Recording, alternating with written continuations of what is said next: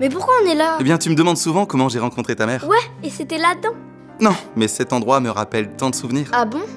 Ouais, tu as été conçu dans ce genre d'endroit. Quoi? Avec ta mère, on se retrouvait souvent dans un squat de ce genre. Oh, et regarde, on trouve tout ce qui fait la magie de cet endroit. La petite seringue, avec probablement les restes... Oh! Les restes de poudre blanche. Trop dégueu. Ah, mais non, c'est plutôt convivial comme pratique. Et d'ailleurs, tu sais comment on fait pour obtenir le bon dosage? Papa, je t'ai jamais vu aussi passionné, mais je m'en fous. Et c'est quoi ça là-bas? J'y crois pas. Un autre truc de drogué? Mais non, il faut pas voir les choses comme ça. Bon allez, viens, on sort de là. Ah Morgane, par contre tu me feras plaisir de ranger ta chambre parce que c'est dégueulasse à l'intérieur.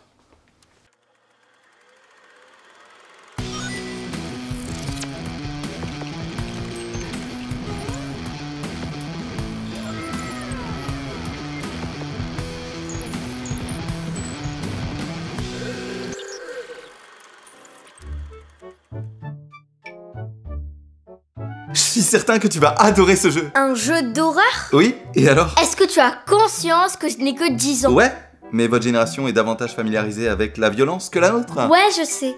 Mais c'est plutôt dû à une éducation laxiste. Laxiste? C'est le petit nom que j'ai donné à mon martinet. Dis bonjour aux nouveaux venus dans la famille. Bonjour. Resident Evil 1, sorti initialement en 96, qui a eu le droit à une multitude de remakes, que ce soit sur GameCube, PS3 et 4, Xbox ou PC, raconte l'histoire des Stars composée de l'équipe Alpha et Bravo, qui doivent intervenir près d'un manoir aux abords de la ville de Raccoon City pour enquêter sur des disparitions et de nombreux meurtres. L'unité des Stars? C'est quoi? Une unité d'intervention composée de ce qui se fait de meilleur. Chris Redfield.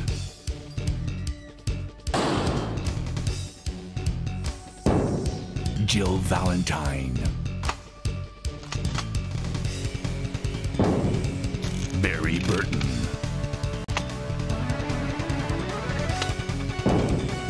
Rebecca Chambers.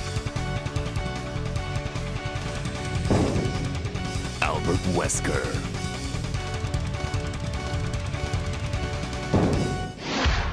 Resident Evil. Ça, c'est ce qui se fait de meilleur? Ce genre de séquence qu'on appelait FMV, ce qui signifie filmer avec des personnages de fiction ou ici réalisé avec de vrais acteurs, à l'époque c'était... Gênant. Plutôt has-been, mais c'était là surtout pour pallier à des limitations techniques. De toute façon, on peut pas faire plus kitsch. Tu veux parier?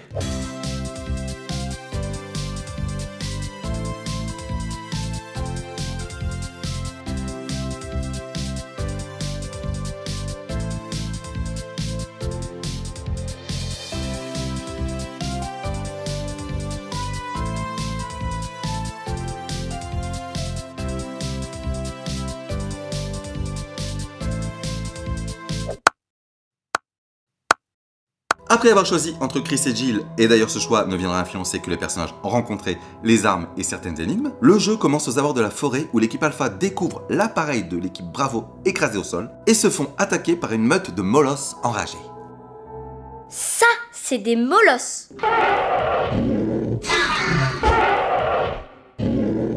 Filmer une tropézienne pour faire penser à des chiens, ça va passer, les gens sont tellement cons. Et puis c'est pas comme si on était en train de créer une licence qui allait bien se vendre. Et pour échapper à cette meute, les 3 membres de l'équipe foncent vers le manoir qui constituera l'endroit principal de l'intrigue. Ils étaient pas 4 à courir? Eh bien non, parce que Barry a été séparé du groupe. Mais comment c'est possible? Et une fois rentrés à l'intérieur, ils prennent la décision la plus commune de tous les films d'horreur. Ils se séparent pour mieux mourir tour à tour. Bravo! Ça c'est ma puce. Oh putain! Ah, ça me rappelle la déco de mon premier appart. Qu'est-ce qu'on fait maintenant? Je sais pas du tout. C'était quoi ça? Je pense que tu devrais aller voir seul, Chris. On ferait pas mieux de rester ensemble plutôt? Nous allons continuer à l'étage. Et surtout les chambres. Entendu? Mais faites attention à vous. Ne t'en fais pas, on va prendre nos précautions. Hein? Ok, bon bah j'y vais. Et le coup de feu qui retentit devient l'élément déclencheur qui oblige notre personnage à aller voir ce qui restera un des passages les plus connus de la saga, la rencontre avec le tout premier zombie du jeu. Bordel, c'est quoi ça? N'avancez pas! Ah, quelle horreur! Fais gaffe, Jill, je viens de tomber nez à nez avec un zombie, les laisse pas t'approcher. Mais Chris, c'est un homme atteint d'un cancer, ça. Merde. Mais c'est quoi la différence? Des zombies? Oui, l'ennemi commun dans le jeu. Mais ils viennent d'où? L'explication arrive bien plus tard, sois patiente. Ok, en tout cas j'ai hâte de faire le tour du manoir. Le tour du manoir n'est pas aussi simple à faire que ça. Parce que la particularité des premiers épisodes de Resident Evil était d'avoir un système à la Metroid. C'est-à-dire faire de nombreux allers-retours pour trouver le moyen de déverrouiller de nouvelles zones. Mais c'est quoi ce manoir où toutes les pièces sont verrouillées? T'attendais à en faire la visite comme un bien immobilier? Ah, vous allez voir, cette demeure, elle est somptueuse. Lumineuse, spacieuse et d'époque. C'était quoi ce bruit? Ah, vous allez voir. Regardez, je vous présente vos potentiels prochains voisins, Simon et Linda. Vous allez voir, ce sont vraiment des gens adorables. Et ils ont vraiment le cœur sur la main. Ah, et je crois même qu'ils vous convident déjà à un barbecue. Parfait! On s'occupe de ramener la viande? Et ce système d'aller-retour, c'est même ce qui allait donner ses lettres de noblesse à la saga, qui venait quand même rajouter pas mal de stress. Faire des allers-retours c'est surtout énervant, pas stressant. Toi, pour le peu que tu bouges, les allers-retours que tu fais, c'est chambre frigo. Non, ça c'est Morgane, hein. Mais oui, c'est vrai. Demande d'ailleurs comment il fait pour se mouvoir aussi peu. Avec ça.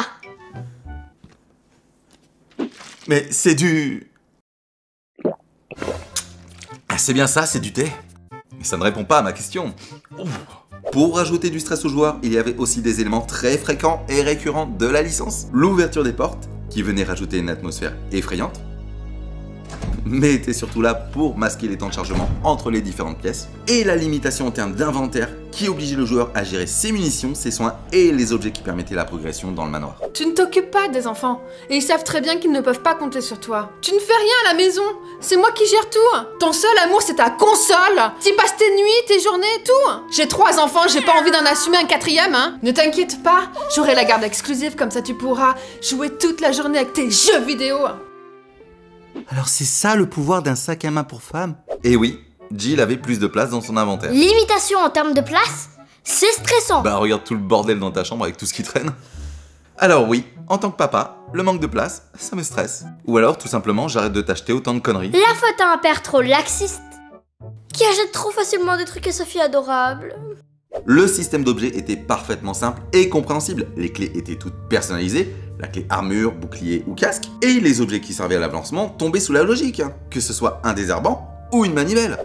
Dépêche-toi, Barry! Mais j'aimerais vous y voir, putain! C'est vraiment un truc de mec de pas savoir viser. Ah mais quoi, c'est vrai, c'est pas vous qui nettoyez les chiottes à chaque fois. Ouais, c'est vrai. Ouah, t'avais raison, les stars, c'est l'élite. Quand il s'agissait d'affronter les créatures qui déambulaient dans ce manoir, c'est là que les compétences offensives des personnages se révélaient. Bravo Jill, mais surveille tes munitions, on risque d'être bientôt à court. Il y a encore énormément de zombies comme lui. C'était pas un zombie? C'était encore un mec qui voulait abuser de moi. Mais comment on les différencie? Y a aucune différence. Les deux sont affamés. L'économie des balles, c'était pour moi la grande force de Resident Evil. Aujourd'hui, tout le monde le voit, les jeux sont beaucoup plus faciles et moins avares en munitions pour ne pas chercher à frustrer le joueur. Et surtout cette limitation obligeait à esquiver les zombies.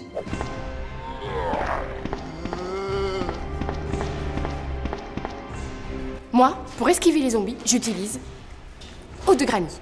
En cas d'apocalypse zombie, les laboratoires Umbrella ont créé eau de granit. Vous souhaitez vous sentir intégré parmi la population infectée, vous sentir comme chez vous dans un EHPAD, ou tout simplement sentir la mort et la décomposition avancée d'un sexagénaire en fin de vie, alors eau de granit est fait pour vous. Mais c'est vraiment chiant comme jeu. Mais non, c'est fait pour amener plus de tension. Y a pas d'action. On cherche des clés, c'est l'ennui. Tu veux de l'action? Ok, En termes d'ennemis, il y avait un panel impressionnant et varié. De notre première rencontre restée culte avec le chien zombie qui aura fait sursauter tous les joueurs sans exception, au corbeau, au requin, au serpent. Attends un peu, y a que des animaux?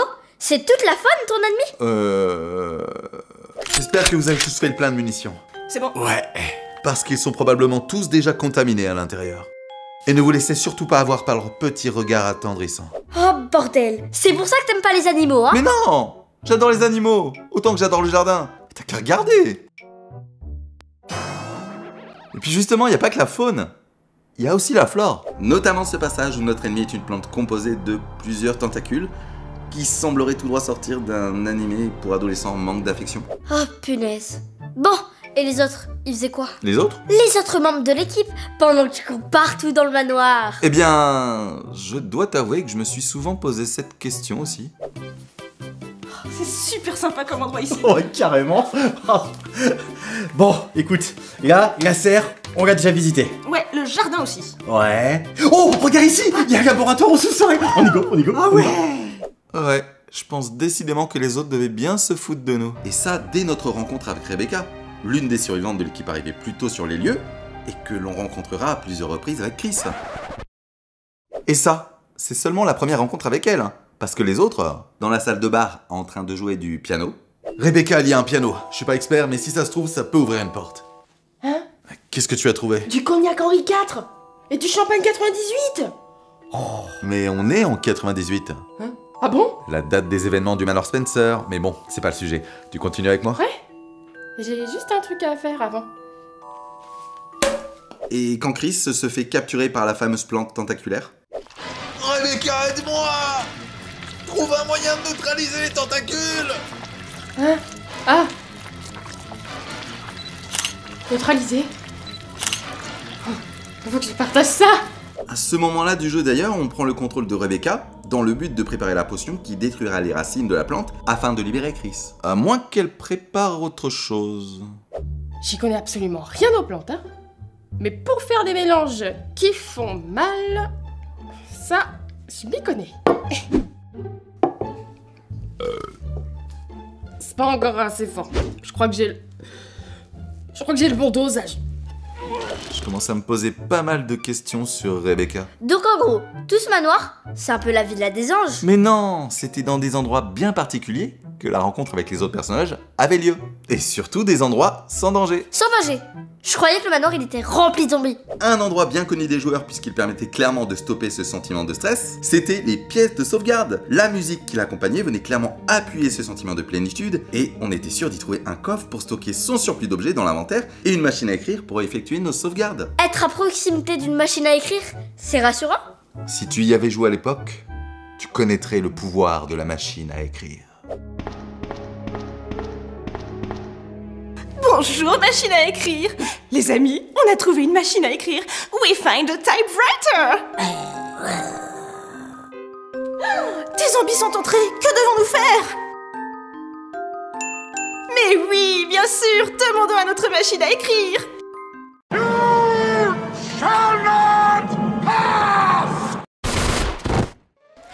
Allez les amis, maintenant on va continuer à explorer ce manoir. Let's go!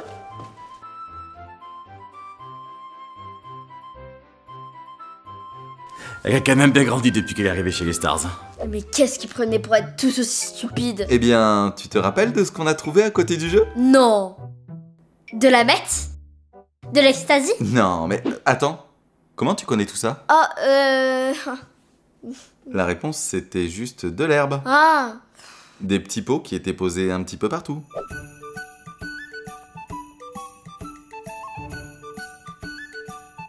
Alors, j'ai placé de la Sensemilia, de la Gorilla Blue. Ça va plaire aux grands. Surtout s'ils font des mélanges. Eh bien les enfants ont le lapin de Pâques. Alors je vois pas pourquoi les adultes n'auraient pas le droit d'avoir le Rasta de Pâques. Ok, ce manoir, c'est une vaste blague. Pourquoi ça? Je croyais qu'on était là pour des histoires de meurtre et pour des histoires de disparition. Bah c'est bien le cas pourtant. Pour l'instant, le seul truc que ce jeu a tué, c'est mon engouement. Ok, il a des petits défauts, mais ça en fait pas une ruine pour autant. Des petits défauts? Regarde leur mouvement. Depuis le début du jeu, on a l'impression qu'ils ont emballé dans... Non!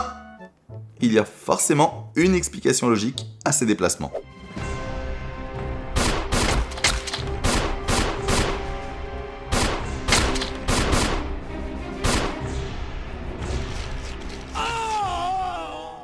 Umbrella Corporation, le premier employeur mondial de personnes à mobilité réduite.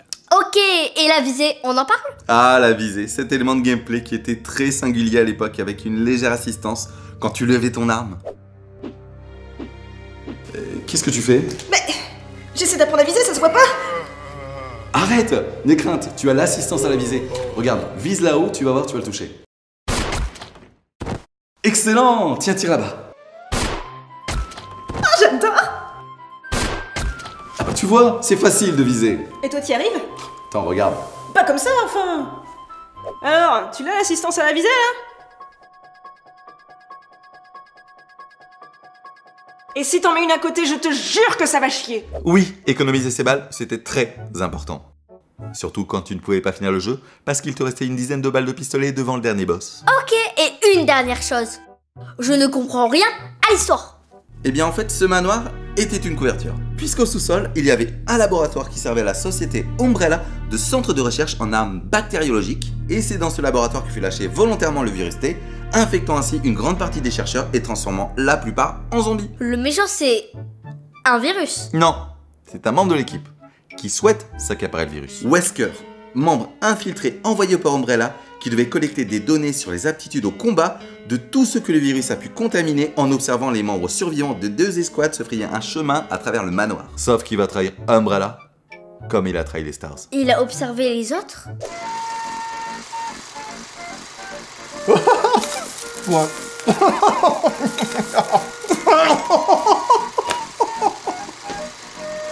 C'est excellent!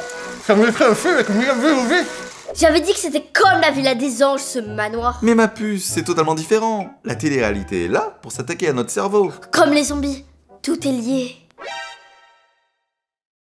Mais bon, évidemment, proche de la fin, Chris perce à jour le plan de Wesker. Wesker! Tu travailles pour Umbrella depuis le début? Non, j'ai travaillé pour eux. Pourquoi? Ils ont créé un virus mortel. Oui, mais ils ont une super couverture sociale, un CEO top, et j'ai pu négocier mon salaire. Et je veux ce virus pour moi. Pourquoi? Depuis que je suis petit, on ne fait que se moquer de moi. Depuis, je suis complètement complexé. Avec le virus, je serai plus fort qu'aucune autre personne. Et je... Ah, c'est un complexe par rapport à la taille. Mon ex avait le même problème. Mais bon, rassure-toi, Rebecca avait un gilet pare-balles. Le méchant gagne dans ce jeu? Non, parce que Chris suit Wesker, qui libère alors le tyran, et finit par se faire empaler. Ah ah ah, Chris, je te présente le tyran. Mais c'est pas un tyran, c'est maman. Je vois pas du tout en quoi c'est différent. Bon, le méchant est mort. Non plus. Mais ça, on le saura par la suite. Mais c'est quoi ce jeu qui refuse de tuer tous ces personnages? Eh bien, ça s'appelle le business. Ou comment préparer des suites. Puisqu'après avoir vaincu le tyran, gagné l'héliport et revaincu une seconde fois le tyran grâce au lance-missiles envoyé depuis l'hélicoptère, Chris, accompagné de Barry, Jill et Rebecca, parviennent à s'enfuir avant l'explosion du manoir. Franchement, t'en as pensé quoi de cette visite? Eh ben, excellent, putain. Mais un peu court par contre, mais c'est à refaire. Ouais, entièrement d'accord. Et toi, Chris, t'en as pensé quoi du coup? Oh putain, l'enthousiasme! Demain on va en ville. Umbrella, ils ont annoncé une fiesta explosive! Ouais. Trop cool! Enfin fini. Punaise. Bon, avoue que c'était sympa. Ouais, enfin. Les zombies, ça n'existe pas. Non, rassure-toi. Franchement, t'as déjà vu quelqu'un d'aussi mou et qui se déplace uniquement pour se nourrir?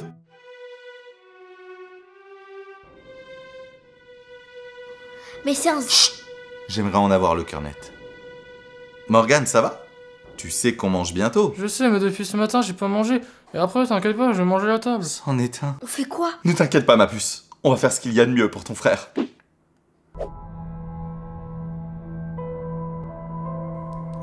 Tu fais quoi, papa? T'as besoin de quelque chose? Putain, j'ai pas l'assistance à la visée. C'est trop long. Bravo! Ton premier zombie, ma puce. Après, il avait sûrement un comportement d'adolescent normal. Hein. Dans ce cas, le mieux c'est d'éradiquer tous ceux qui ont un comportement de zombie.